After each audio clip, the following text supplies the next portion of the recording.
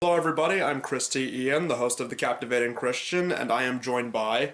I'm the Media Wiz, because one art form wasn't enough. That's my catchphrase. So, are you sure you want to do this? Kidding me? I talked about the first High School Musical. I was born ready. What about you? Oh, well, I already talked about a knockoff movie with Plan B, so I think I'm more than ready. Alright then, Today we're doing a collab review on Sunday School Musical. here's the rundown. This movie is from the Asylum, specifically their shortly lived Faith Films subdivision.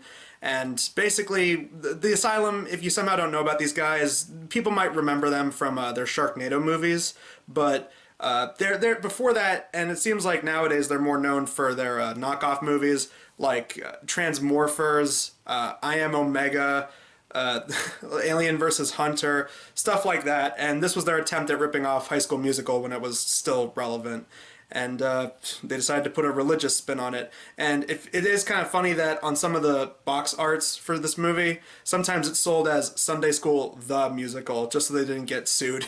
The film begins with its first song number showing our main character, Zach, who I believe is named this because later in the film they have a quote from Zechariah. To quote Zechariah 7:9, administer true justice, show mercy and compassion. Really? Like, really? You think that's why they call him Zach? I thought they just called him Zach because they were trying to replicate Zac Efron. Anyway, they have him doing an opening song number, and the main plot gets going when he shows up for a big contest they're having where they pit a bunch of different choirs against each other in regional choir competition. I think it shows how cheap the Asylum are when there's supposed to be 3 different choirs that were supposed to be held in this room, and yet there's not enough empty seats for the 3rd missing choir in this. But later that day, we then see that Zach is spending dinner time with his family, and we find out that his father is away on military duty, and on top of that, his mother just got fired from her job. So it means they're going to be moving across the city. As Zach goes to brood by himself on the top of a building, and they use this building set like a bunch of different times throughout the movie. He dances out his aggression,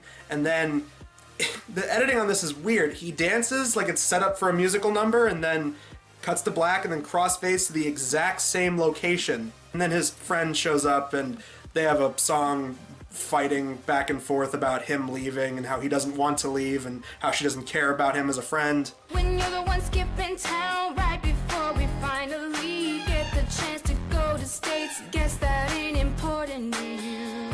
I have to ask, why are you friends with this girl? And that means that he can no longer participate with his choir, and instead he's going to be going to the same school where the rival choir from the beginning of the movie is, which means he's now going to have to switch teams from his old choir to this new choir, and he slowly needs to befriend them. When Zach's family moves halfway across the city and he now has to go to this new school and participate with the other choir, we get introduced to some of the other characters, specifically 2. The first one is Savannah, who's the daughter of a pastor. If you ever get overwhelmed, you can do what your mother used to do. What's that? Simply put a piece of bubble gum in her mouth, and she would blow a big bubble. And she would say a little prayer right before she did it. She'd say, "Dear God, make this bubble take away my trouble." She is also the love interest of the film. Yeah, and for some reason her pastor dad looks like Tim from Tim and Eric. And the other character is Miles, who is the piano player, and he's kind of the know-it-all, wearing glasses type. It's weird because this character feels like he's supposed to be either a Jewish stereotype or a gay stereotype, and either way, it's incredibly uncomfortable. Hey, what on GGE are you doing in my Bible study class? Gigi, what? When speaking of that character, he has easily the worst song in the whole movie. I'm the preacher's little girl and my choir's gonna sing. If I pound the piano louder, then they'll never hear a thing. You're not the boss.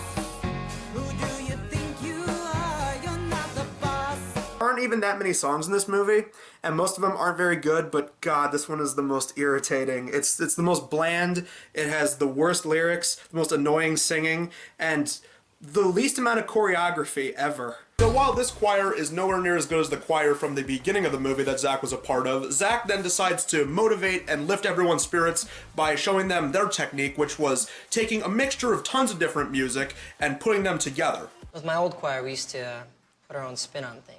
We just did whatever we felt, and then songs became ours. Hip hop, rock and roll, rhythm and blues, it's all the same when the band plays. I love that his idea of, taking all these different genres, hip hop, rock, blues, and putting it all together is just this generic, wannabe Disney pop music garbage.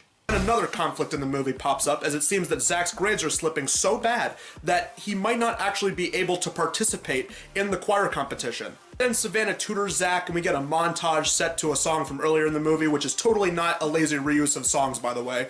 But the point is, Zach ends up passing the grade and he can continue to participate in the choirs. Yeah, congratulations, movie. You set up a conflict and then immediately resolved it like one montage later. Not to point out the blatantly obvious, but this isn't a Sunday school. Sunday school is something you go to on Sunday, but this is like just some private religious institution where they teach other classes like biology and such.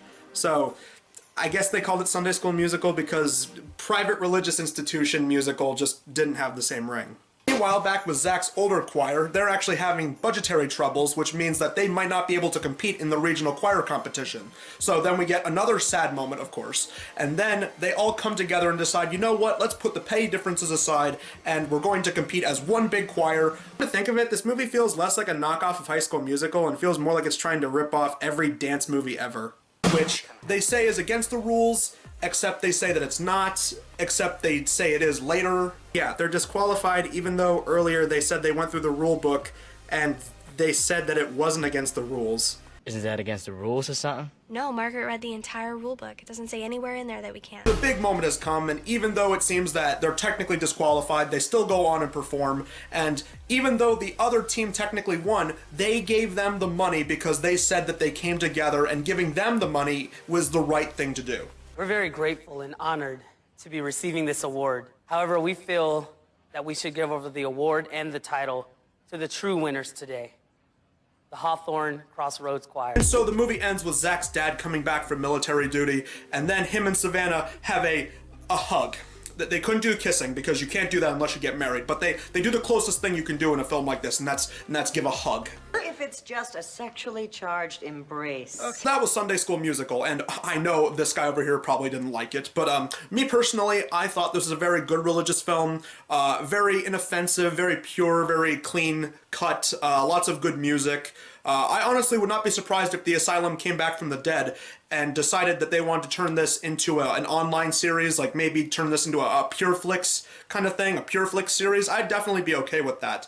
But that's just my opinion. What did you think, Media Wiz? Chris, it's fine that you like this movie, but I personally didn't like it. And it wasn't even like I was angry. I didn't have the same reaction to this like I did something like Snow White and the Seven Clever Boys or What's Up, Balloon to the Rescue. It's just an incredibly bland movie. Like, even High School Musical, as much as I was criticizing that in my review, that was at least fun to make fun of. This is just generic, bland, safe. You know what? For a religious movie, there's really not much religious content to it. I mean, yeah, the movie's about a choir competition, and the few songs they have, they reference praying, but there's really not much about this that screams it's a religious movie. It's just generic, bland, all the actors aren't very good, the songs are incredibly sparse, and the songs that there are, for the most part, aren't very good. But at the same time, if you're going to be stuck watching an Asylum movie, you'd probably be better off watching this because at least it's not agonizing. You're just like, that killed time. It wasn't good, but at least it was inoffensive. So yeah, there you go, Asylum. That's my thoughts on a Sunday School Musical. Well, there you go. You have the glass half empty, glass half full perspective of this film. And do you have anything planned for upcoming content? Well, Chris, it's funny you say that because I have my hands full with stuff that I'm going to be reviewing. But yeah, I'm going to try and get those reviews ready for next month. What about you? Okay, well, that's great. Well, if you need me, I'm going to go back to my office and I'm going to work on videos for the rest of the summer. Okay, see ya! Okay, yeah, dude, fine, see ya. Am I supposed to do my, like, ending catchphrase? Because this isn't even my video. Should I? I'm just going to do it. I'm the Media...